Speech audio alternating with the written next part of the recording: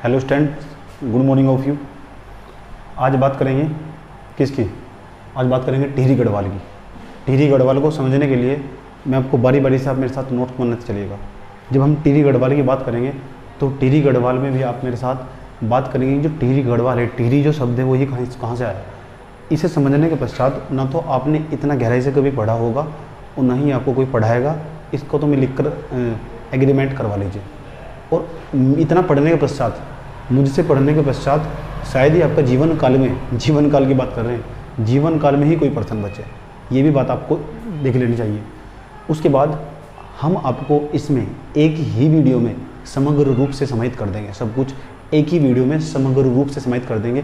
टिहरी गढ़वाल से जितने भी पर्सन बन सकते हैं या बने हुए हैं, टिहरी गढ़वाल से जितने भी पर्सन बन सकते हैं या बने हुए हैं या आने वाले हैं, आने वाली परीक्षाओं में किस तरह का ट्रेंड चलता है, उन सभी परीक्षाओं से संबंधित उनको ध्यान में रखते हुए उनके मद्देनजर ही हमने आपके लिए कक्षाएं संचालित की हैं। जिनमें से आज आप हमारा जिला सीरीज के अंतर्गत, ये कहने को जिला सीरीज है लेकिन नहीं, जब आप टिहरी गढ़वाल पढ़ रहे हैं तो टिहरी गढ़वाल से संबंधित जितने भी फैक्ट्स वहाँ बन सकते हैं, हम जल, कुंड, जलप्रपात और झरने वगैरह इन सब की बात करते हैं। कुंड की भी बात करते हैं, ताल की भी बात करते हैं, यहाँ की झीलों की भी बात करते हैं। हम बात ही नहीं करते, आपको मैप में भी दिखाते हैं ताकि आप समझ सकें और उसकी विशेषता भी बताते हैं। और ये कोई लिखने की चीज़ नहीं होती, ये याद करने की चीज़ होती है। याद करने की नहीं, समझने की चीज़ होती है ताकि आप लोकेशन देख सकें। आपकी मैपिंग जितनी अच्छी होगी, उत्तराखंड आपका उतना ही, उत्तराखंड का जो सिलेबस है 40 नंबर का, उत्तराखंड की सभी परीक्षाओं में जो सिलेबस आता है उतना ही बेहतर होगा। उत्तराखंड जो PCS है, उत्तराखंड जो लोअर PCS है, उसको ध्यान में रखते हुए ये कक्षाएं संचालित की जा रही हैं। और अनेक प्रकार की तमाम परीक्षाओं जो उत्तराखंड की कक्षाएं उत्तराखंड में जो भी परीक्षाएं होती है उनको ध्यान में रखते हुए कक्षाएं संचालित की जा रही है। आइए बात करते हैं आज किसकी? टिहरी की। क्या आपको पता है जो टिहरी शब्द है वो कहाँ से आया? कहा जाता है जो टिहरी शब्द है, टिहरी का मतलब होता है तीन। टिहरी का मतलब होता है टिहरी, मतलब टिहरी। टिहरी का क्या मतलब होता है? टिहरी। और टिहरी का मतलब होता है बेटा तीन। कितना होता है? तीन। तो टिहरी का मतलब कितना होगा? तीन। और तीन का मतलब यानी एक ऐसा स्थान, टिहरी एक ऐसा स्थान है जहाँ तीनों पाप, मन, वचन और कर्म, तीनों तरह के पाप धोए जाने वाले स्थान को टिहरी कहा जाता है। जो मैं बोलता जाऊँ आपके लिए समग्र रूप से एक नोट्स होगा। यह नोट्स आपको जीवन काल में बड़ा काम आएगा, समझे। आपको लिखने में भी हेल्प करेगा।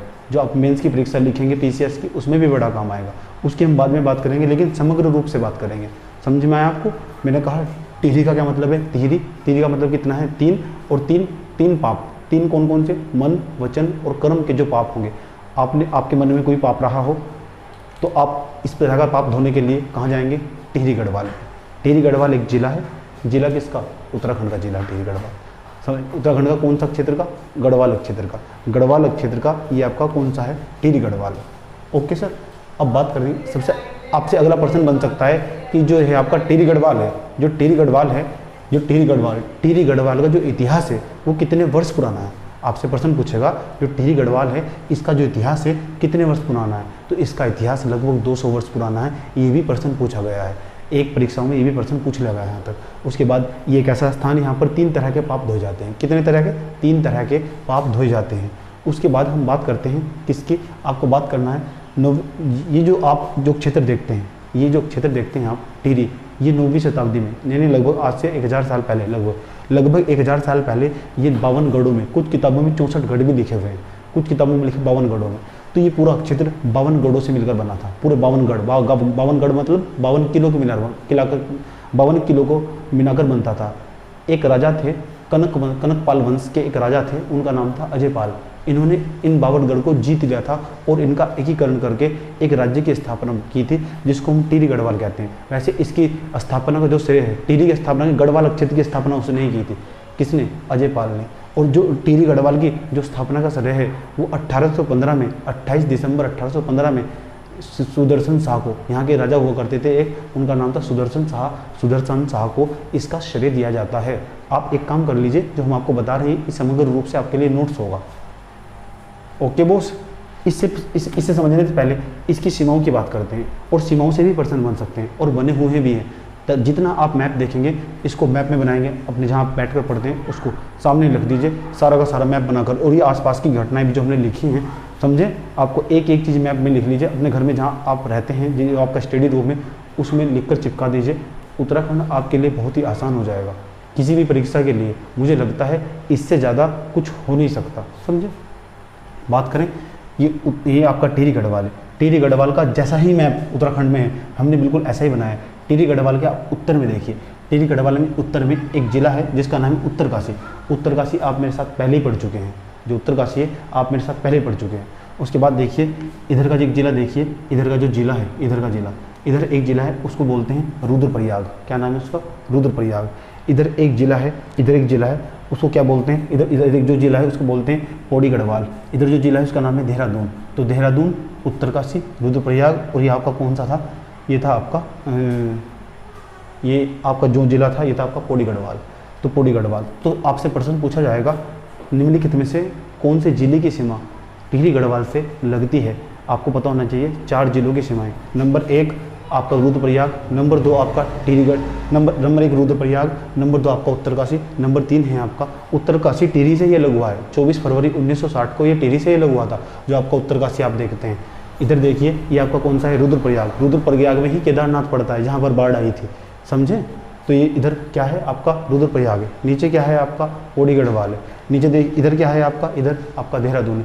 क्या हरिद्वार से टिहरी की सीमा लगती है? तो बिल्कुल भी नहीं लगती। आप इसे अपने दिमाग में से निकाल दीजिए। 1 2 3 4 कितने जिले? 4 जिलों से इसकी सीमाएं लगती हैं। कितने जिलों से? 4 जिलों से। अब कुछ बच्चे कहते हैं कि चमोली से इसकी सीमा लगती है क्या? तो बिल्कुल भी नहीं लगती, इसकी सीमा चमोली से नहीं लगती। आपसे प्रश्न पूछा जाएगा निम्नलिखित में से सबसे लंबी सीमा टिहरी के साथ कौन से जिले की लगती है? तो आप देख लीजिए, सबसे ऊपर जो देख रहे हैं आप, जो जिला होगा इसको काटकर टिहरी से ही अलग किया गया था, समझे? इसको काटकर 24 फरवरी 1960 को टिहरी से ही काटकर अलग किया गया था, जिसका नाम है उत्तरकाशी। उत्तरकाशी की सीमा सबसे लंबी टिहरी के साथ लगती है। ये प्रश्न पूछा गया है। सीमाओं से भी प्रश्न पूछे जाते हैं, आपको पता होना चाहिए। और 4 जिले की सीमा समझ में आपको, जब आप पीसीएस का परीक्षा दे रहे होंगे या पीसीएस का मेंस का एग्जाम दे रहे होंगे, इस तरह के मैप बनाएंगे और ज़्यादा रुचिकर होगा और नंबर पाने की जो आपकी दूसरों की अपेक्षा आप अधिक नंबर पाएंगे। 4 नंबर आपको फालतू मिलेंगे, समझ में आपको? आगे बात करते हैं।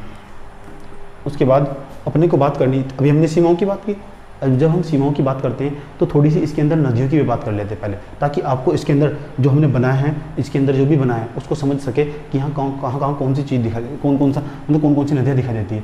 आप देखिए ऊपर कौन सा है? उत्तरकाशी। उत्तरकाशी के गोमुख ग्लेशियर से कौन सी नदी निकलती है? भागीरथी नदी। ये भागीरथी नदी जो आपकी मिलती है, ये मिलती है इधर खतलिंग ग्लेशियर, यहाँ खतलिंग ग्लेशियर है, ये आपका टिहरी है। टिहरी के पूर्व में खतलिंग ग्लेशियर के पास से जो नदी निकलती है उसका नाम है भिलंगना नदी। कौन सी नदी? भिलंगना नदी। भिलंगना नदी कहाँ से निकलती है? खतलिंग ग्लेशियर से। खतलिंग ग्लेशियर कहाँ है? टिहरी के पूर्व में है। उसके बाद ऊपर से कौन सी नदी आती है? भागीरथी नदी आती है। ये आपकी भागीरथी आ रही है, जो आप देख रहे हैं ना, इसका नाम है भागीरथी नदी, जो हमने मार्कर से भी बनाया है, इसका नाम भागीरथी नदी है।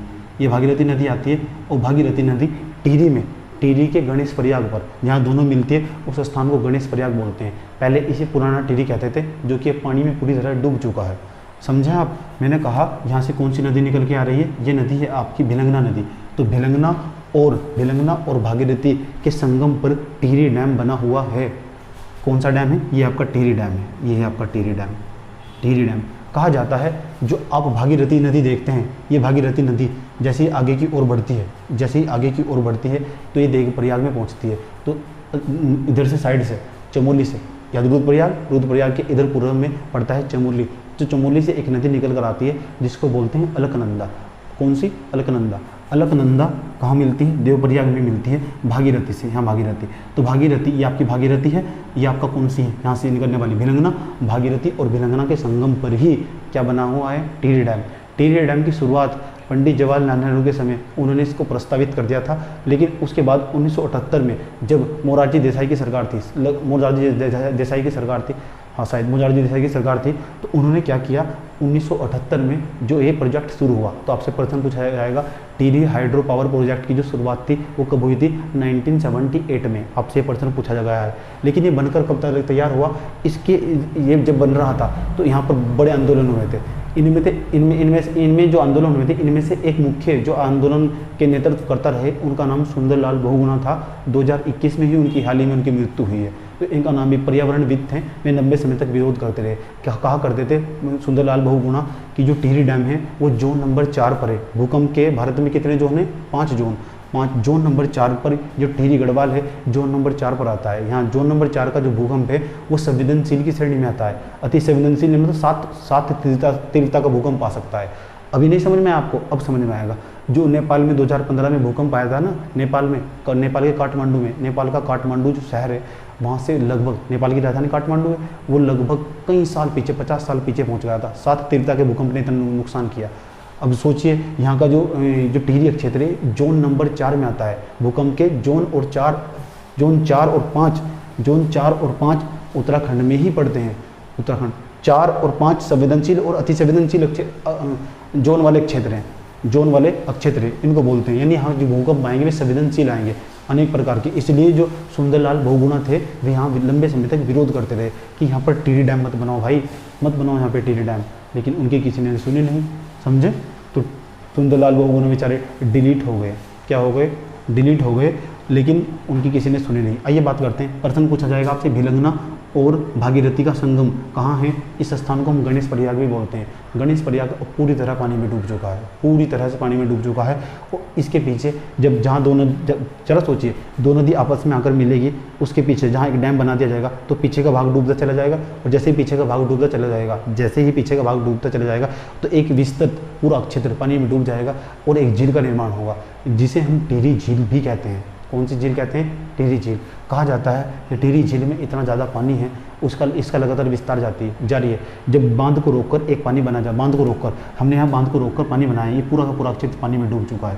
कई 100 किलोमीटर का एरिया, लगभग 100-150 किलोमीटर, 100 किलोमीटर के आसपास का जो क्षेत्र होगा, 60-70 किलोमीटर के आसपास का जो क्षेत्र होगा, पानी में पूरी तरह डूबता चला जा रहा है। और क्या होगा? प्रवास की समस्याएं उत्पन्न हो जाएगी। प्रवास, वहाँ से लोग माइग्रेट करके दूसरे इलाकों में जाकर बेरोजगारी जैसी समस्याएं उत्पन्न करेंगे। समझ में आया आपको? उसके बाद यही जो लोग यहाँ रहा करते थे यहाँ से, उसके बाद क्या होगा? ये अपना कल्चर खो देंगे। बांध बनाने की वजह से कितने नुकसान होंगे, और क्या नुकसान होगा? टिहरी बांध के बहुत सारे नुकसान है। फ़ायदा क्या है? यहाँ बांध बनाकर जो बिजली बना जाती है, अधिकांश बिजली उत्तराखंड में टिहरी डैम से, मतलब अधिकांश जो बिजली है आसपास के राज्यों को और उत्तराखंड की पूर्ति करती है, बिजली की आपूर्ति करती है। टिहरी डैम इसलिए बनाया गया था। समझ में आया आपको? आगे चलते हैं। उसके बाद ये नदी जो है भागीरथी आगे देवप्रयाग में पहुंचती है। देवप्रयाग ना बिल्कुल इसकी पौड़ी गढ़वाल की और पौड़ी गढ़वाल की और टिहरी की बिल्कुल सीमा पर है देवप्रयाग साइड से एक नदी आती है, उसका नाम है क्या? अलकनंदा। अलकनंदा कहाँ मिलती है? देवप्रयाग में मिलती है। अलकनंदा और भागीरथी कहाँ मिलती है? देवप्रयाग में। उसके बाद ये जो नदी है इसको बोलते हैं गंगा नदी, यानी देवप्रयाग के बाद गंगा नदी कहलाती है। लेकिन देखिएगा जो चमोली से निकलकर जो अलकनंदा नदी आती है ना, उसमें इतने जल की मात्रा नहीं होती जितनी कि भागीरथी में होती है, क्योंकि भागीरथी गोमुख ग्लेशियर से आती है। और आपको बताना चाहिए जो गोमुख ग्लेशियर है वो गंगोत्री ग्लेशियर है, गोमुख स्थान है। गोमुख स्थान के पास जो गंगोत्री ग्लेशियर है, गंगोत्री ग्लेशियर की जो लंबाई वो 40 किलोमीटर है। सोचिए 40 किलोमीटर लंबा ग्लेशियर है, उसकी लंबाई 2 किलोमीटर चौड़ाई है, उसकी 2 किलोमीटर चौड़ाई और 40 किलोमीटर लंबाई वाला इतना बड़ा ग्लेशियर, ये उत्तराखंड का सबसे बड़ा ग्लेशियर है, जो आपका गंगोत्री ग्लेशियर है। और इसका जो बर्फ है वो धीरे धीरे पिघलकर और यहाँ नदियों के सहारे और यहाँ तक उसका जल पहुँचता है। जरा सोचिए इसका विस्तार, यानी इसके अंदर सबसे ज़्यादा पानी होगा, और इसके अंदर पानी आएगा तो समझिए देवप्रयाग में आएगा पानी। देवप्रयाग के बाद ये पानी आगे बढ़ेगा, और कहा जाता है अगर टिहरी डैम टूट गया ये पानी उल्टा भी भाग सकता है। यानी उत्तराखंड पूरा का पूरा, अगर ये टिहरी डैम टूट गया, इतना पानी है टिहरी डैम में, पूरा का पूरा तराई हो चुका होगा, इतना पानी टिहरी डैम में तोड़ेगा। जरा सोचिए। और टिहरी डैम टूटना आसान है, पूछे कैसे? जोन नंबर 4 में आपका टिहरी डैम पड़ता है। जोन नंबर 4 में जो भूकंप है वे संवेदनशील भूकंप आते हैं 7 तीव्रता के। 7 तीव्रता का भूकंप कहाँ था? 7.5 तीव्रता का नेपाल के काठमांडू में। सोचिए कितना बड़ा भयंकर विनाश मचाया था।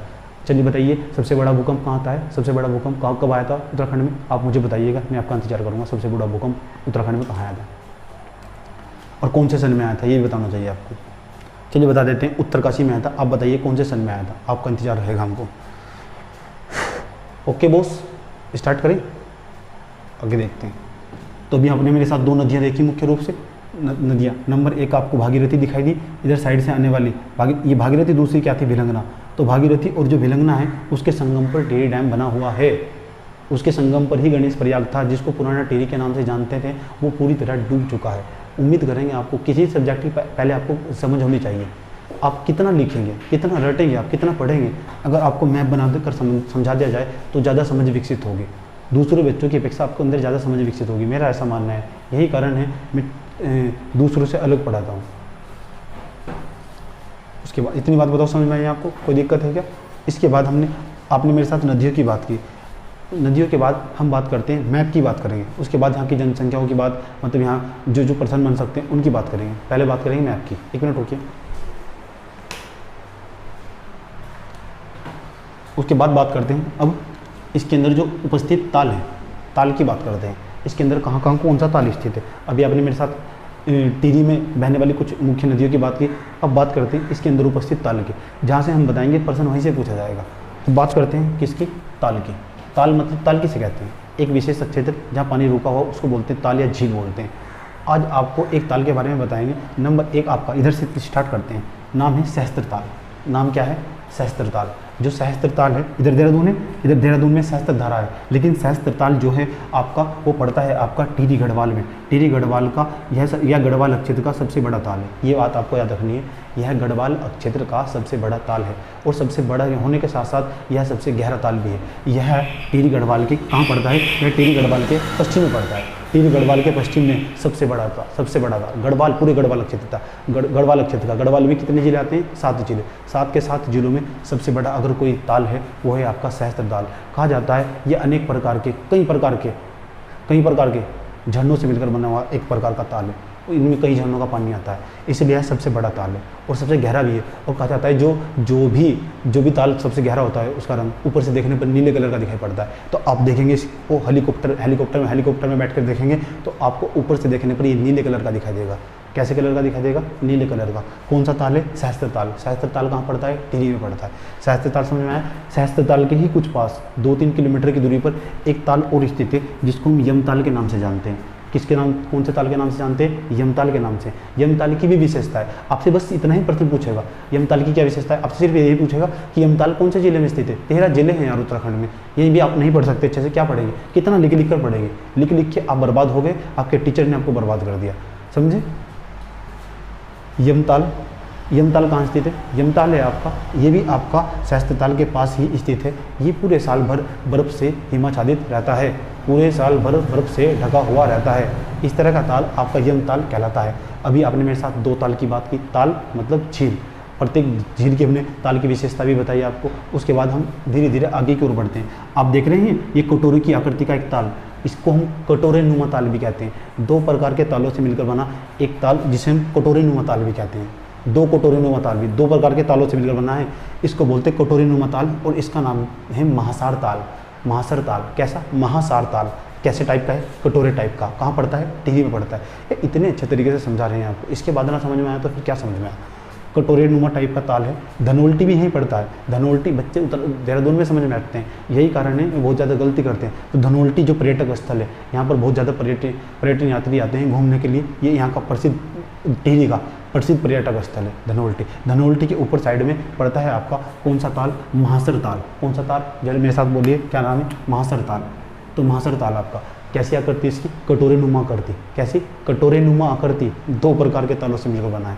कितने? 2 प्रकार के तालों से। उसके बाद देखिए इसको हम सगे भाई बहन का ताल भी कहते हैं। सगे भाई बहन वाला ताल भी, जो कटोरे नुमा जो ताल है इसको हम सगे भाई बहन वाला ताल भी कहते हैं।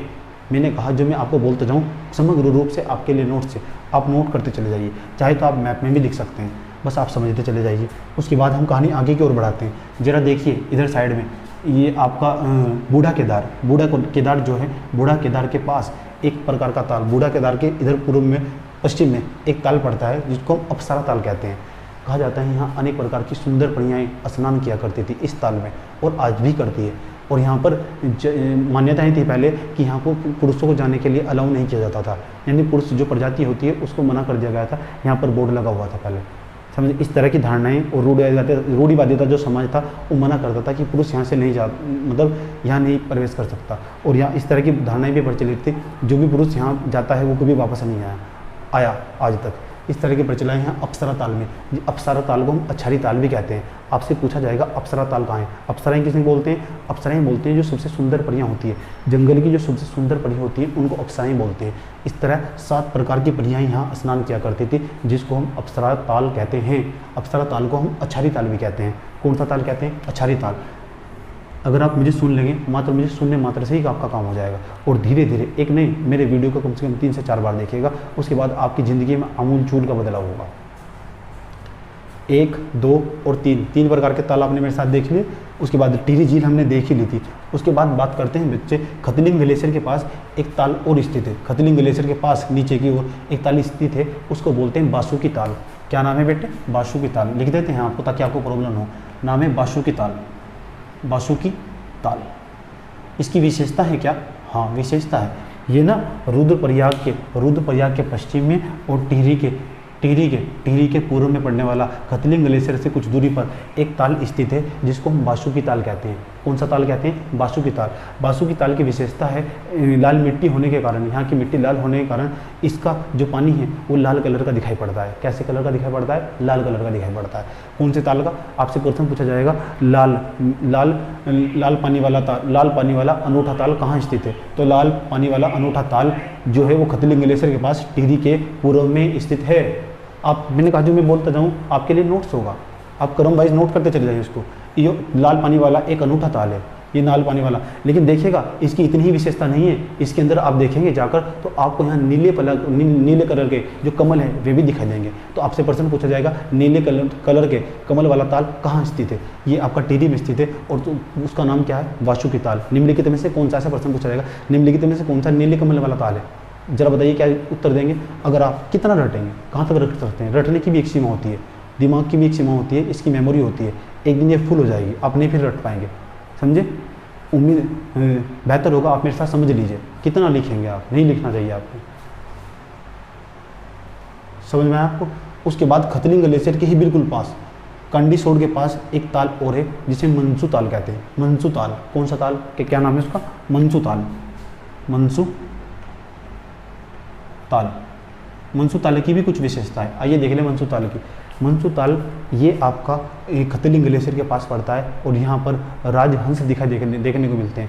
राजहंस के बारे में जानते हैं, हंसों की जोड़ी कहा जाता है। हंसों की जोड़ी इतनी फेमस होती है, अगर उनमें से एक हंस मर जाए, हंस और एक हंस की जो वाइफ होती है उसमें से एक मर जाए तो कहा जाता है दूसरे की मृत्यु खुद हो जाती है। इसलिए हंसों की जो जोड़ी है वो यहाँ पर देखने को मिलती है। और ये जो हंस होते हैं ना, ये प्रवासी होते हैं। सर्दियों के दौरान ये यहाँ से प्रवेश करके नीचे दक्षिण भारत में चले जाते हैं जहाँ पर गर्मी पड़ रही होती है।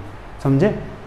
तो ये खतलिंग, तो कौन सा ताल? मनसू ताल कहाँ स्थित है? ये भी आपका टिहरी के पूर्व में ही स्थित है। ये खतलिंग ग्लेशियर के पास स्थित है। भविष्य में इस तरह के प्रश्न बनने की पूरी संभावना है। आज आपने मेरे साथ किसकी बात की? ताल की बात की, नदियों की बात की और उसकी सीमाओं की बात की। और मैं उम्मीद करूँगा आप क्रम वाइज नोट्स बना रहे होंगे और आप जब नोट्स बना रहे होंगे तो आप मुझे सेंड करेंगे, देखते हैं आप कितना बेहतरीन नोट्स बनाते हैं। और कहा जाता है जिसका नोट्स जितना ज़्यादा बेहतर होगा उसकी पढ़ाई उतनी ज़्यादा कुशल होगी। ठीक है, अब बात करते हैं आपके साथ, कुछ और बातें करते हैं इसके अंदर। अभी इसके अंदर अनेक प्रकार के नाम भी लिखे हुए हैं, उनकी भी बात करेंगे। समझे? थड़िया नाम का डांस सुना होगा आपने, थड़िया नाम का, जरा देखिएगा यूट्यूब पे सर्च करें। थड़िया नाम का डांस भी गढ़वाल क्षेत्र के, टिहरी गढ़वाल के लोग, जो थड़िया होता है, जिस महिला की शादी हो जाती है, अनेक प्रकार का डांस करते हैं। मैंने कहा जब मैं बात करूँगा समग्र रूप से बात करूँगा, इतना शायद ही किसी विस्तार ने समझाया, मुझे सुनना ही ज़्यादा बेहतर होगा। यहाँ की जो महिलाएं होती है, जब कोई महिला की शादी हो जाती है, जो महिलाएं अपने मायके पहली बार पहुंचती है तो ये थड़िया प्रकार का डांस करती है। एक महिला बीच में खड़ी होती है जिसकी शादी होती है, और 4-5 महिलाएं उसके चारों ओर घूमती है। यूट्यूब पे सर्च कीजिए थड़िया डांस, आपको अच्छा लगेगा क्योंकि आप प्रैक्टिकली देख चुके होंगे। समझे? तो थड़िया जो डांस है, थड़िया डांस कहाँ का फेमस है? टिहरी गढ़वाल का थड़िया डांस बहुत ज़्यादा फेमस है। थड़िया डांस कहाँ पड़ता है? थड़िया डांस समझते हैं? डांस मतलब नृत्य है, एक प्रकार का लोक नृत्य है। समझे? फेमस है बहुत ज़्यादा। उसके बाद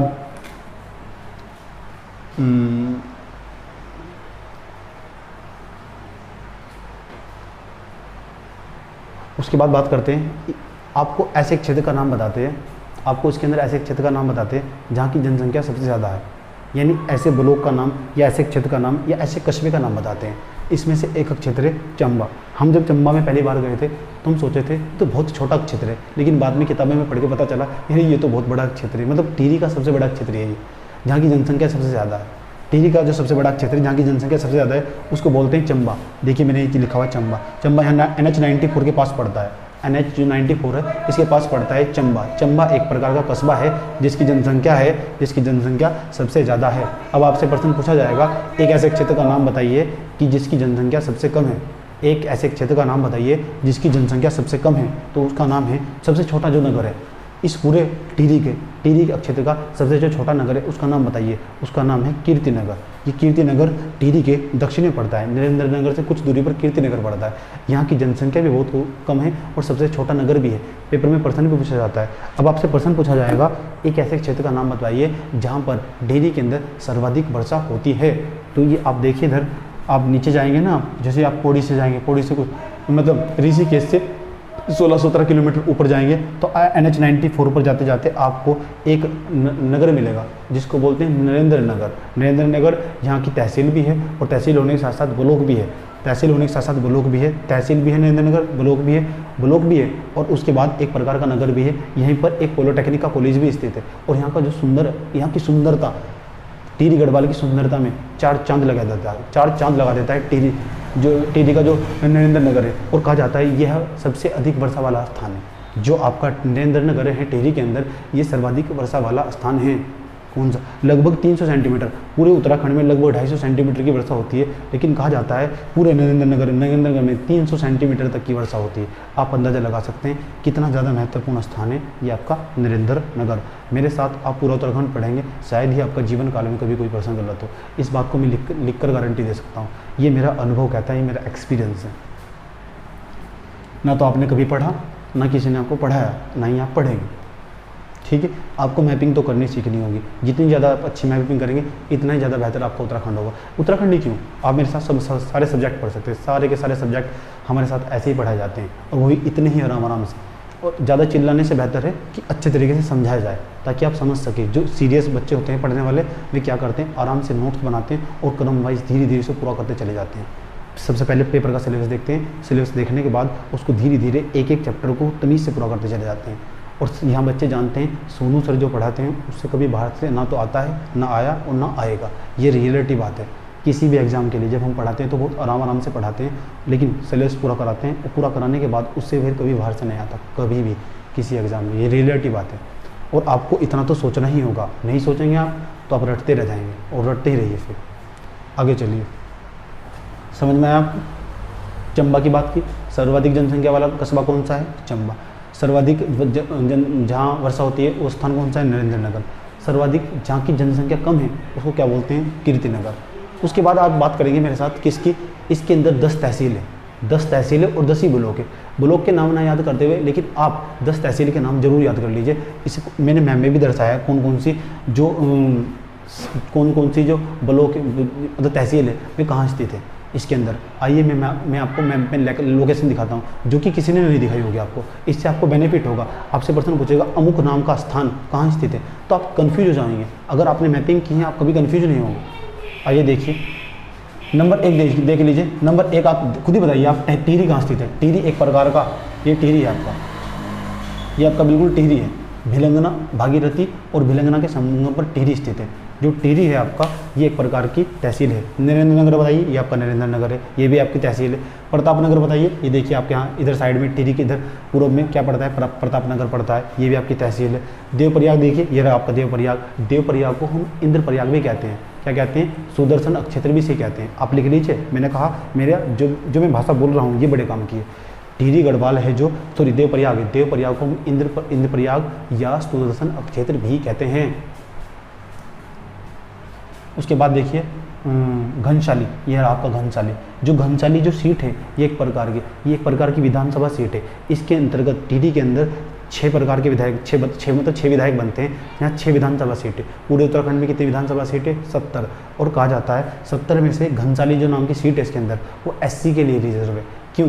जो सीट रखी जाती है कैसे रखी जाती है? सीट एससी के लिए इसलिए रिजर्व रखी जाती है। क्यों? क्योंकि यहाँ इनकी जनसंख्या कम होती है। जहाँ उस समुदाय की जनसंख्या कम होगी वहाँ उसके लिए सीट रिजर्व कर दी जाएगी। सरकार की कितनी बेहतरीन व्यवस्था होती है ताकि बड़ी जाति इनका शोषण ना कर सके। मैंने कहा यहाँ एससी की जनसंख्या कम होगी, यही कारण है यहाँ एससी की सीट लाई जाती है, इसलिए जाती है ताकि मतलब रिजर्व है, फिक्स है। यहाँ पर जो विधायक बनेगा ना, विधायक को क्या बोलते हैं? एमएलए। एमएलए मतलब मेंबर ऑफ लेजिस्लेटिव, मतलब विधानसभा सदस्य, समझे, जिसको हम बोलते हैं विधायक।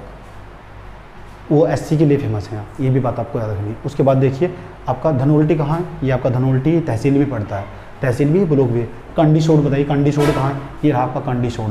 कितना रटेंगे, जब भी तो कहा था मैंने आपको, हम आपको जब पढ़ाएंगे तमीज़ से पढ़ाएंगे। उसके बाद जाखनी धार, ये आपका जाखनी धार स्थित है। क्या है आपका? ये आपका जाखनी धार स्थित है, जाखनी धार, जाखनी धार। उसके बाद गजा, ये रहा आपका गजा, ये NH 94 के पास पड़ता है आपका गजा। उसके बाद नैनबाग, ये रहा आपका नैनबाग। यहाँ आप जितनी भी तहसील मैंने आपको बताई उनकी क्या विशेषताएं, तहसील के साथ साथ मैंने आपको विधानसभा सीट भी बताई, कितनी है? 6 हैं। क्या 6 के 6 आपका नाम याद रखनी है? नहीं, लेकिन अगर आप फिर भी याद रखना चाहते हैं तो हम आपको बताते हैं। नंबर 1 टिहरी, देखिए टिहरी है क्या इसमें? आप देखिए है क्या? ये विधानसभा सीट है। नंबर 2 देखिए घनसाली है क्या इसमें? ये रहा आपका घनसाली, ये रहा घनसाली, एससी के लिए रिजर्व है। आप देखिए इसके अंदर देवप्रयाग है क्या? ये रहा देवप्रयाग। नरेंद्र नगर, प्रतापनगर, धनोल्टी, नरेंद्र नगर, प्रतापनगर, धनोल्टी, ये रहा आपका धनोल्टी। ये 6 विधानसभा सीटें, 6 विधायक बनते हैं। घनसाली आपको याद रखनी है, एससी के लिए रिजर्व है।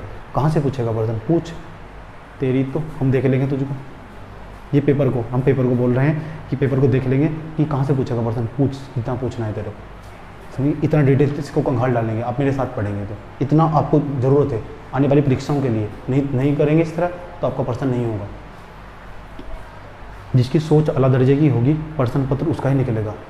कंटिन्यू मेहनत करनी होगी आपको, एक दिन छोड़कर एक नहीं, प्रतिदिन पढ़ना होगा।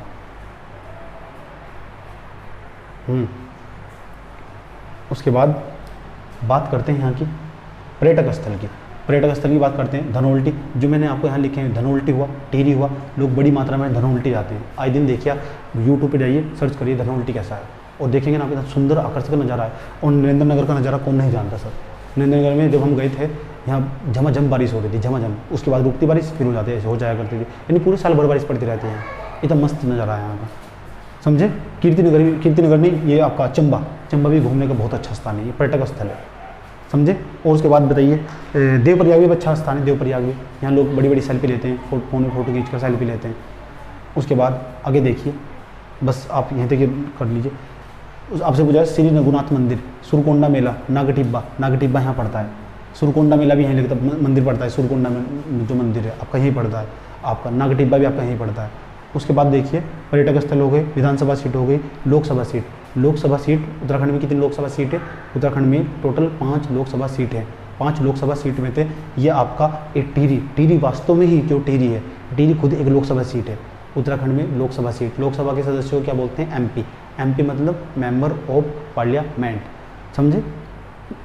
आप बताइए भारत के अंदर जो लोकसभा है, लोकसभा में वर्तमान सदस्यों की संख्या कितनी है? आप मुझे बताइए। भारत की जो लोकसभा है उसमें वर्तमान समय में लोकसभा के सदस्यों की संख्या कितनी है? ये भी पॉलिटी का प्रश्न है, समझे। यहाँ तक समझ में आया आपको?